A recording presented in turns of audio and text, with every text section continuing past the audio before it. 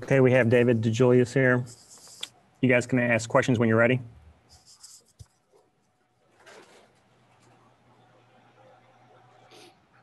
David, you guys went up 53-51 on your three-pointer there in the second half and then only scored 3 points the rest of the way. What was the issue, at least in terms of scoring down the stretch?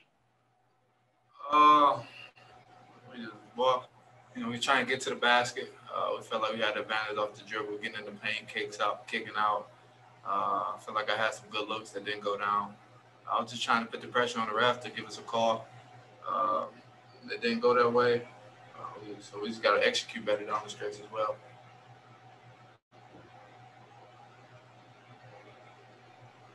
How much did it hurt not having Keith available for more than 15 minutes and having him not be able to really find a rhythm over those final 4 minutes? Yeah, that was tough. Not having him out there with us a majority part of the games that he won our valuable players, as well as everyone else. He just couldn't get that rhythm, as you said, but we just got to figure out, it's a next man up mentality. We're going to have games like that with guys getting foul trouble. Things are going to happen. We just got to be ready for it. Despite the offense not making a ton of shots, you were in it. What do you think you guys did defensively to give yourself a chance at the end? We felt like we was great defensively. Everyone took pride on that end. I think we held them to 32%, if I'm not mistaken. That's great. That's a heck of a team. As Coach said, that's a Final Four team right there. I feel like we were just able to execute better. We would have had a different result at the end of the game.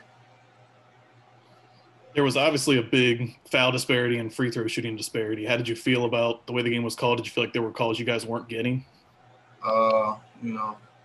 Honestly, Coach told us to lead that one for him. You can about imagine my thought process as well as our thought process on that. But just to kind of save my own butt, I'm going to leave that to Coach B to answer. Fair enough. Were there more plays called for you down the stretch because kind of Keith and Chris weren't in as much of a rhythm because they hadn't been in? Yeah. We just kind of a lot of hot ball screen action, wanting me to get downhill, create for myself, kick out for others, live with the results. I feel like we got a lot of advantages out of that. I got to do a better job of finishing down the stretch. But my teammates was huge. JD was huge. He came in 5 for 8 from the field, 14 points. He's been locked in. Shuey was huge. Mike came in, gave us great minutes. Zach came in, gave us great minutes. Tari as well, his second start as a freshman, he came in confident. I'm just excited to be on this team, to play on this stage at this great arena and fought like how our team fought. In both this game and the Xavier game, you guys had leads at the 6-minute mark and then weren't able to just kind of finish the game. Can you pinpoint what the issue is with that, just at early in the season with not being able to finish these games? Yeah, we just got to execute down the stretch better. We feel like it was a lot of play calls. We got to do a better job of not only getting in the sets, but being more efficient when we get in the sets. And Coach B, he a guru, he a genius. He drew up some great sets. And I feel like we just execute and get into them, we'll be successful. You guys came out moving the ball a lot better to start the second half and cut down the deficit at halftime. Was there any adjustments made or just changes at halftime that led to that? Excuse me, I'm sorry. Say it again. You guys came out moving the ball, getting some easy buckets to start the second half. Were there any adjustments or changes made at halftime that led to that? Yeah, our thing is space and share, so that's what we wanted to do, just space it out, share the ball, put guys in position where they can be successful at. That was the key focus, and continue to defend at a high level.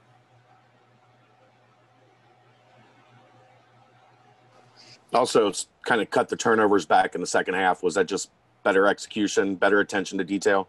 Yeah, that was the focus. We came in, if I'm not mistaken, it was 8 in the first half or something like that? Or we just kind of had 11.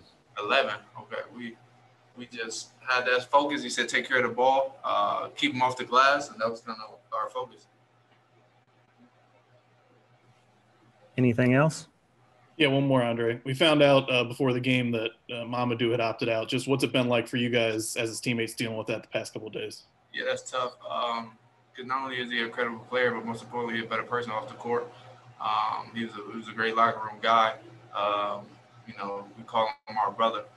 It's sad. You saw tears in the locker room just to see it go. But, he got a lot of responsibilities on his play life, and he had to kind of, see where the chips laid, and he made a decision that was best for him, and we support him at all-time high level, and we're here for him whether he want to come back or not.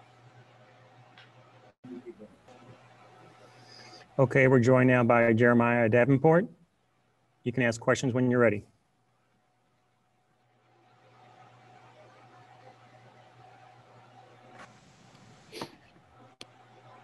JD, with Keith out early, did you feel an obligation to be that spark plug tonight? Yes, sir. Yes, sir. Yep. It's just the fact that that's just my job, coming in and being the spark.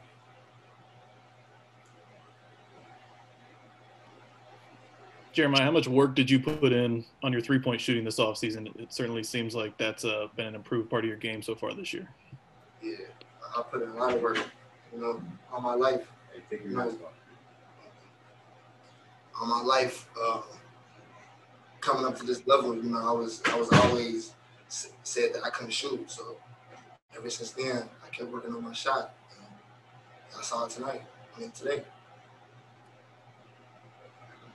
When Keith isn't on the floor, how does that change things, both on the offensive end and the defensive end? That's a good question. It don't really change nothing, just the fact that, we both play the same position. When he out, I come in, bring the energy that I bring. And when he come in, he do the same thing. So I don't think there's really no difference for real. Jeremiah, when you committed, it was talked about that your brothers were kind of late bloomers that really developed in college, and you're kind of following that same path. What is it about you guys that continue to get better as you went to prep school for a year, and then now, as your career at Cincinnati gets going? Well, I just think it's our work ethic, our mindset. We were brought up in a good family. Mom and dad played ball, and I guess we was just destined. I guess so. Just to have that spark energy, just to come out here and play basketball. And this is what we do for a living. JD, this is the second loss where you guys have been close late, had leads late in the game. What's been the most frustrating part of just how the Xavier loss and then this game have ended down the stretch? It's just I'll say when it comes down to the last 5 minutes, just our focus, our intensity. That's all I can say. Most definitely going to work on that, most definitely. We got better a little bit tonight. We're going to keep pushing. How much of it do you think is this just being a team that's still finding its identity, trying to work in a bunch of new pieces and trying to fix things on the fly? Say it again, I'm sorry. So how much of it, struggling late against good teams is maybe this team still finding its identity and being, with so many new pieces, being a team that's figuring out who they are, as you go along? Oh, yeah. I'm saying? You said it, We're still figuring out, we got a long way to go.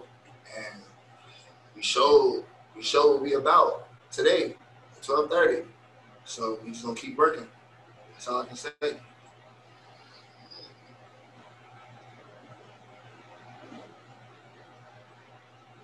Anything else for Jeremiah?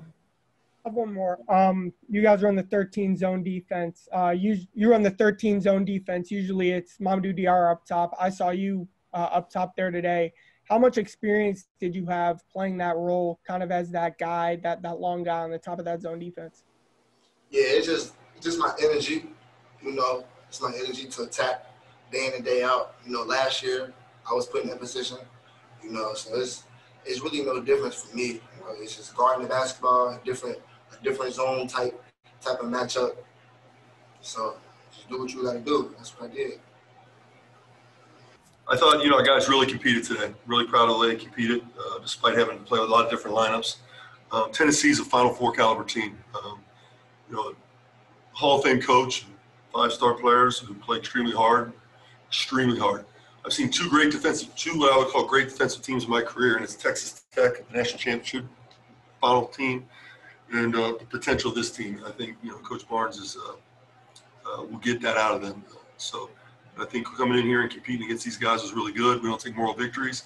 But at the same time, the fact that we had some, foul trouble and they had to play different lineups and really had to kind of open things up and play a little bit different offensively. I I thought our guys put themselves in position to win. We're just not a very good executing team yet. We're just not. We're not good at timeouts. We're not good in specials. We're just not there yet. So we got to spend the time to get better in that area over the course of the next few days, and in hopes that we'll quickly get better at it. But the defensive tenacity and toughness that our young men showed is becoming our identity, which will allow us to get better offensively now.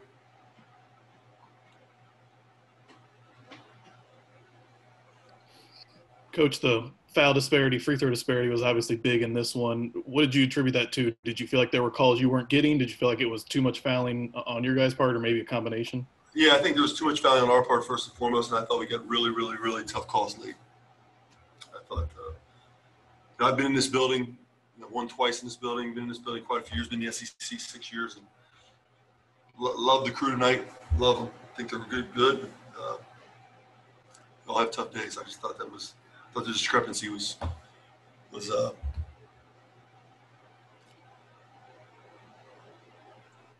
John, you mentioned it about the execution.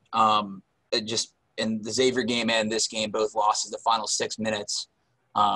It just how frustrating is that to watch when you're watching your team not be able to capitalize on having a lead there with 6 to go? Well, I mean, listen, you're playing a really talented team, so to capitalize. We capitalized in several moments. It's not there yet. Torrey Easton was playing the 5 at the end of the game.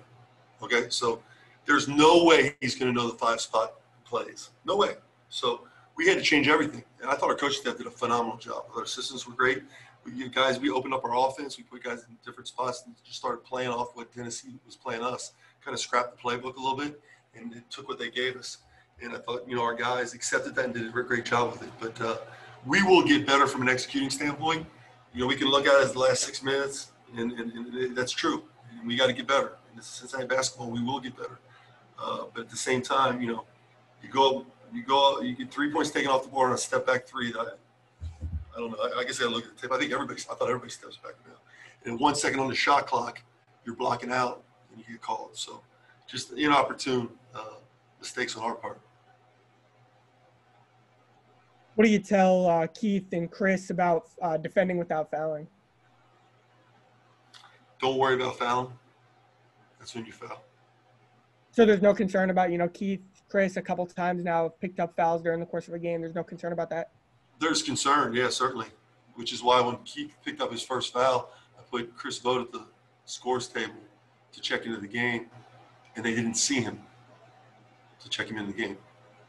So he didn't get checked in. And then Keith got a second foul. So Keith's got to get better at it, and I've got to get better at it. One, I got to get better at making sure Chris knows how to check in the game, I guess. But the second thing is make sure that, those guys learn how to defend without fouling. But there's a physicality piece too, Charlie. These guys are, I've been 4 or 5 NBA players out there. So, their physicality kind of causes us to foul too a little bit. When Keith doesn't have it going on offense, whether he's not in with foul trouble or just it isn't working, who needs to step up? Who are you looking to in those situations? I think one thing Keith's got to do is just forgive himself a little bit and just play, right? So I try to put him in some positions for some ISOs, some different things. I have 4 shots. We can't 4 shots in those situations. And he's so competitive that he doesn't do it selfishly. He just does it because he wants to help his team. He wants to be a senior leader. He comes from a great place.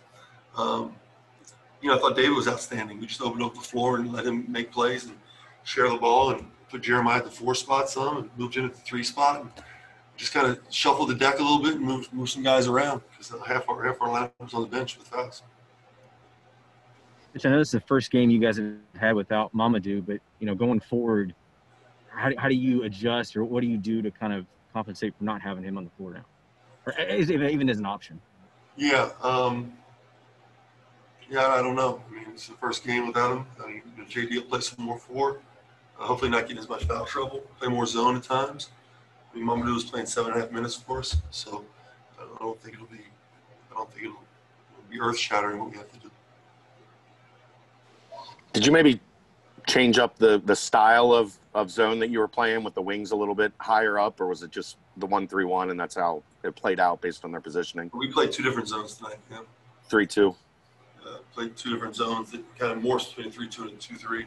It's a zone I played for years, and felt like it gave them problems. It's not typically my teams don't typically change defenses a lot. It felt like we needed to in this game, especially with the change of positions. You got a lot of guys, out of traditional positions. I'm just curious. Is teaching Tari more time at the 5 something that maybe has to happen now going forward, or was that just situational with Rapp and Vogt? Yeah, it was situational. I mean, pressing line at the end of the game, you start creating turnovers and stuff. I don't foresee that because I think Chris and Rapp will be really good at those positions, but in spots maybe we'll have to.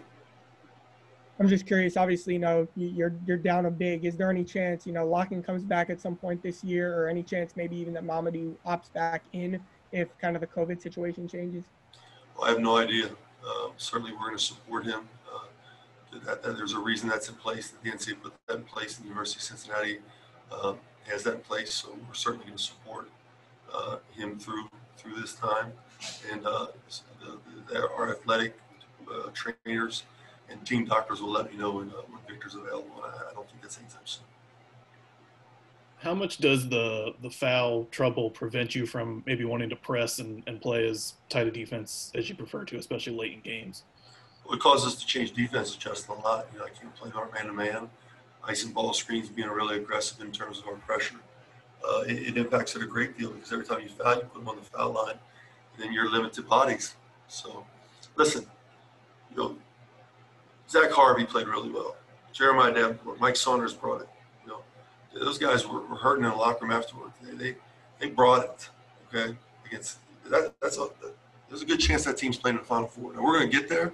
We ain't there yet.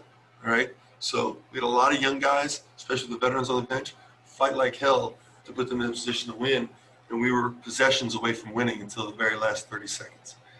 Executing out of timeouts and executing out of different things. It's just not what we're good at right now. Is it encouraging that whether it's turnovers, fouls, execution, I assume you view those as things that are correctable and will get better? Is it encouraging knowing that's kind of the only thing that seems to be holding you back in a lot of situations now? Because we can correct that. That's my job, and I'm going to do my job. So I'll be able to correct that, and our coaches will be able to correct that. What you can't do is, you can't teach emotional, mental, and physical investment. You can't teach emotional, mental, and physical investment. That has to come from who you are. And what I've seen the last 2 games is a tremendous amount of emotional, mental, and physical investment. Any last questions? Conference play is next. What's your priority over these next few days before you open up against South Florida? Yeah, great question. To get better at the executing piece. We got to execute better. You don't win conference games. All the conference games comes down to late. We're a team, traditionally, we won a ton of close games last year. We'll be in that position again. And over the course of the next 3 days, we got to become better in execution.